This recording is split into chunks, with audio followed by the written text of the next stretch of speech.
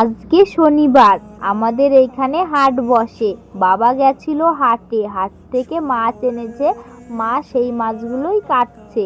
আজকে রাতে আমি রান্না করব রুটি আর আলু ভাজা। আমাদের বাড়িতে রাতে রুটিই হয়, আর রুটির সঙ্গে আলু ভাজাটা খেতেই ভালো লাগে। তো এইখানে আমার মা মাছ কেটে লবণ হলুদ মাখিয়ে দিয়েছে। আমি এখন মাছগুলো ভাজবো, আর এইদিকে আলু কেটে নিচ্ছি। তেলও গরম হয়ে গেছে। সবার আগে মাছের মাথাগুলো ভেজে নেব। আর তোমাদের বলেছিলাম না আমার মায়ের শরীর খারাপ, ওষুধ ফুরিয়ে গেছে। তো আজকে শনিবার ছিল, ডাক্তারটা শনিবারেই আসে। তো আমার মা গেছিল ডাক্তার দেখাতে, ডাক্তার দেখিয়ে আসে। মার খুবই শরীর খারাপ করছিল, তার জন্য আজকেও আমি রাতের রান্নাটা করছি, রুটি আর আলু ভাজা। আর আমরা রাতে রুটি আর আলু ভাজাটাই খাই।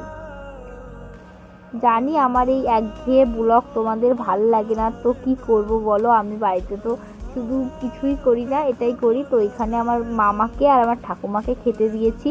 আমার ঠাকুমা রুটি আলু ভাজার মাছ দিয়ে খাচ্ছিল, আর এইদিকে আমার দিদি বানিয়েছিল মোমো, আমি সেটাই খাচ্ছি।